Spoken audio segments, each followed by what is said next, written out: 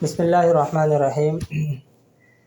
عاملین کی پہچان اور شناخت کے حوالے سے جو ہماری گفتگو چل رہی تھی، اس میں سابقہ نشست میں ہم نے ان عورتوں کے حوالے سے کلام کیا تھا جو عملیات کا فیلڈ سے وابستگی کا دعویٰ کرتی ہیں اور عوام کو مختلف قسم کے اوراد وظائف وغیرہ تجویز کرتی ہیں، تعویذات اور ان کے امراض کی تشخیص و تعیین کرتی ہیں۔ اس کے اوپر ہم نے کلام کیا تھا اور چند باتیں اس کے اندر میں نے کہی تھی، جس کو لے کر کے کچھ احباب نے کچھ سوالات بھیجے ہیں۔ پہلی بات اس میں جو میں نے کہی تھی وہ یہ کہی تھی کہ کوئی بھی خاتون وہ اس طریقے سے عاملہ نہیں ہو سکتی کہ اس کے قبضہ میں کنٹرول میں موکلات و جنات ہوں، جس کی وجہ سے وہ کیا کر سکے، لوگوں کے جو جادو اور تعویذات وغیرہ کی برآمدگی کے دعوے کرتی ہیں اس کے اندر یہ صادق ہوں، بلکہ اکثر و بیشتر یہ فراڈ اور جھوٹ کے اوپر مبنی دعوے ہوتے ہیں اور لوگوں کو دھوکہ دینا ان کا مقصود و مطلوب ہوتا ہے، اور اس سے مقصد محض ان کا پیسہ کمانا، اس کے علاوہ تو اور کوئی چیز سمجھ میں نہیں آتی ہے کہ یہ جو تعویذات برآمدگی کا دعویٰ کرتی ہیں اور اپنی طرف سے کچھ کاغذ وغیرہ نکال کر کے پیش کر دیتی ہیں۔ تو میں نے اس میں سلسلے میں یہ کہا تھا کہ عملیات کے اندر یعنی جادو اور جنات وغیرہ کے کھوج کرنے میں، ان کو نکلوانے میں، چونکہ عامل یہ مدد لیتا ہے موکلات و جنات سے، ٹھیک ہے۔ تو اب عاملات جو ہیں یعنی جو عمل کا دعویٰ کرنے والی عورتیں ہیں، عامل ہونے کا دعویٰ کرنے والی عورتیں ہیں، ان کے متعلق میں نے کہا تھا کہ یہ لوگ چونکہ ایک عارضے میں مبتلا ہوتی ہیں جس کی وجہ سے چلہ کشیاں ان سے نہیں ہو پاتی ہیں اور یہ چلہ کشی نہیں کر پاتے ہیں، تو جس کی وجہ سے موکلات ان کے قبضہ اور کنٹرول میں نہیں ہو سکتے۔ جب نہیں ہو سکتے تو یہ تمام نوعیتیں، اس نوعیت کے کام جو یہ کر رہی ہیں یہ کر ہی نہیں سکتی۔ جب جنات اور موکلات ان کے قبضہ کنٹرول میں نہیں ہے تو کس طریقے سے وہ کسی کے لیے تعویذ برآمد کریں گی؟ جی یہ تمہارے اوپر تعویذ ہوا تھا، یہ جادو تمہارے اوپر کیا گیا تھا، یہ دیکھو ہم نے نکال کر کے دے دیا۔ یہ صرف ڈھونگ ہوتا ہے، اور اس کے اوپر میں نے چند واقعات بھی اس نشست میں بیان کیے تھے۔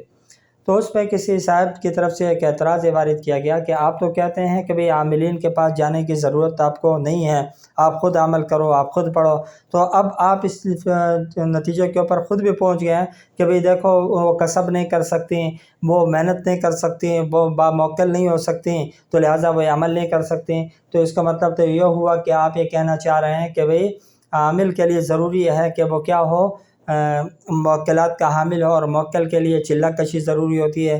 تو گویا کہ آپ نے بھی اس چیز کو تسلیم کر لیا کہ چلے کے بغیر عامل نہیں ہوتا۔ تو میرے بھائی اس میں کوئی دو رائے نہیں ہے کہ عامل ہونے کے لیے چلہ کشی ضروری ہے، لیکن معالج ہونے کے لیے چلہ کشی کرنا ضروری نہیں ہے۔ اپنے علاج معالجے کے لیے چلہ کشی کی کوئی ضرورت نہیں پڑ جاتی۔ میرا شروع سے یہ دعویٰ ہے، جادو ہو یا جنات ہو، آپ خود پڑھیں، آپ خود ان اوراد و وظائف کو پڑھیں، ان صورتوں کو پڑھیں، ان دعاؤں کو پڑھیں جو میں کئی نشستوں کے اندر بارہا بیان کر چکا ہوں۔ آپ وہ خود پڑھیں، ان چیزوں کی کاٹ ہو۔ آپ کو موکلات سے کیا سروکار ہے؟ آپ نے موکل لے کر کے کیا کرنا ہے؟ آپ آم کھائیں، آپ گٹلیاں گنتی نہ کریں، آپ اپنے علاج کے اوپر توجہ دیں۔ اگر آپ کا علاج انہی چیزوں کے ساتھ ہو جاتا ہے، آپ کو کیا ضرورت پڑی ہے کہ بھئی آپ موکلات کے پیچھے بھاگ رہے ہیں؟ تو عاملین کے حوالے سے یہ بات ضرور ہے کہ جو عاملین صحیح معنوں میں ہوتے ہیں وہ چلہ کشیاں کرتے ہیں، وہ موکلات کو کنٹرول کرتے ہیں، لیکن اس کا کہیں پہ بھی یہ مطلب نہیں نکلتا کہ عوام پھر بھی عاملین کی محتاج ہو۔ کوئی ضرورت نہیں ہے آپ کو عاملین کے پیچھے بھاگنے کی۔ اگر آپ اپنے جادو کا، آپ اپنے اوپر پیش آنے والے جناتی واقعات کا از خود حل کر سکتے ہوں تو پھر عاملین کے پاس جانے کی کیا ضرورت ہے؟ ان کے پاس جانے کی کوئی ضرورت باقی نہیں رہ جاتی۔ اب رہ گیا سوال یہ کہ وہ کون سی چیزیں ہیں، یہاں پہ میں دوبارہ نشاندہی کر دیتا ہوں جو میں اس کے لیے علاج تجویز کرتا ہوں، جادو سے محفوظ رہنے کے لیے یا جنات کے ازالے کے لیے جو میں تجویز کرتا ہوں، وہ میں یہاں پہ سر نو دوبارہ دہرائے دیتا ہوں۔ میں یہ کہتا ہوں کہ جادو کا عرضہ ہو یا جنات کا مسئلہ ہو، آپ ہر فرض نماز کے بعد 7 مرتبہ آیت الکرسی پڑھنے کا اہتمام کریں، اور رات سونے سے پہلے 19 مرتبہ سورہ فلق، 19 مرتبہ سورہ الناس پڑھیں، تو پھر کوئی وجہ نہیں رہ جاتی کہ آپ کا علاج نہ ہو پائے، آپ کا جادو ختم نہ ہو، آپ کے جنات ختم نہ ہو۔ ہاں وہ ایک الگ بات ہے، اگر آپ نفسیاتی ہو چکے ہیں تو پھر آپ نفسیاتی ٹریٹمنٹ لیں، پھر آپ کو نفسیات کی ضرورت ہے، پھر آپ کو ان چیزوں سے فائدہ ہونے والا نہیں ہے۔ آپ کو فائدہ جو نہیں ہوتا ان چیزوں سے، اکثر لوگ کہتے ہیں بھئی ہم نے تو کر کے دیکھ لیا کچھ بھی نہیں ہوا، تو وہ جو عامل ہے اس کے پاس کوئی خدائی اختیار تو نہیں ہے کہ وہ کرے گا تو فائدہ ہوگا، آپ نے کیا تو فائدہ نہیں ہو رہا۔ اصل میں اس کے پیچھے دو وجہ ہوتی ہیں۔ ایک وجہ آپ پابندی کے ساتھ اعمال نہیں کرتے ہیں اور اس کے اندر پابندی مطلوب ہوتی ہے۔ دوسری وجہ وہ یہ کہ آپ کو اپنے اوپر خود یقین اور اعتماد نہیں ہے کہ ہم یہ کام کریں گے تو اس سے اثر اور نتیجہ مرتب ہوگا یا نہیں ہوگا، اور آپ کے ذہن میں ہے کہ یار ہماری پڑھائی میں اثر نہیں ہے، اس کی پڑھائی کے اندر اثر ہوگا کیونکہ اس سے چلہ کشیاں کی ہوئی ہیں۔ بھئی اس کی پڑھائی کا اثر اس کی ذات تک ہوگا، آپ کی پڑھائی کا اثر آپ کی ذات کے اوپر ہو رہا ہے، تو آپ از خود یہ پڑھائی کریں، آپ اپنا اعتقاد درست کریں، آپ اپنا یقین درست کریں کہ ہمارے پڑھنے سے اللہ تعالیٰ یہ نتیجہ مرتب کرے گا تو نتیجے مرتب ہوں گے۔ لیکن اگر آپ کو اپنے اوپر یقین نہیں ہوگا تو عدم یقین کی وجہ سے آپ کا کوئی بھی کام نہیں ہوگا۔ اگر یقین نہ ہو تو آپ یہ جو ڈاکٹروں کے پاس جا کر کے میڈیسنز لیتے ہیں، وہاں پہ بھی عوام کے اندر یہ بات مشہور ہے، یار فلانے ڈاکٹر کے اوپر میرا یقین نہیں ہے، اس کی دوائی سے میں صحیح نہیں ہوتا۔ تو جب کسی کے اوپر آپ کا یقین نہیں ہوتا تو وہ کام نہیں ہوتا۔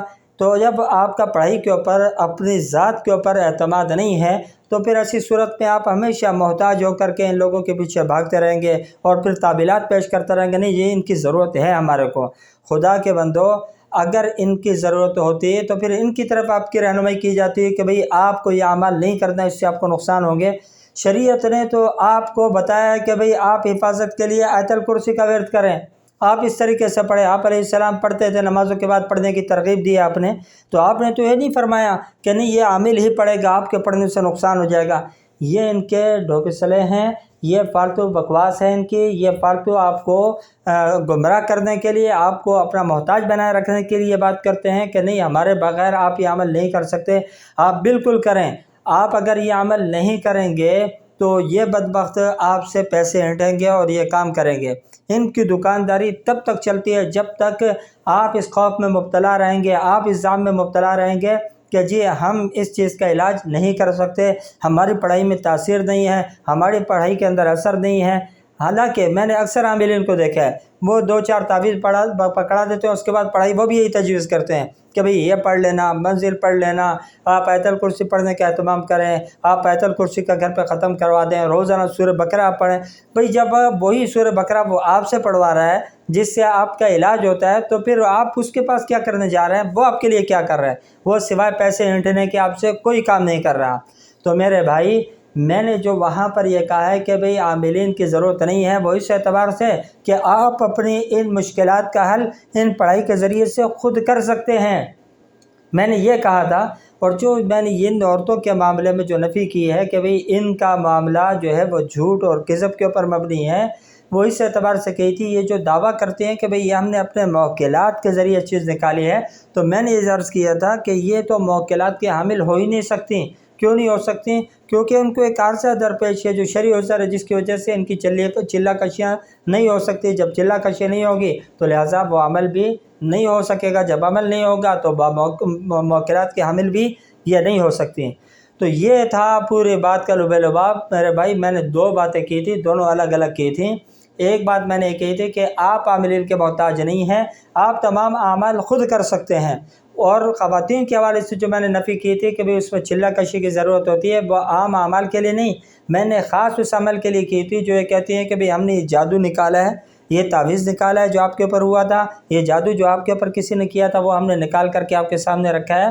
تو یہ چیزیں جو ہے یہ موکلات کی مدد سے ہوتی ہیں اور یہ موکلات کے حامل نہیں ہو سکتی کیونکہ یہ چلہ کشی نہیں کر سکتی۔ دعا فرمائے اللہ رب العالمین ہمارے کو سمجھنے کی اور اس کے اوپر عمل کرنے کی توفیق عطا فرمائے۔ وآخر دعوانا ان الحمدللہ رب العالمین۔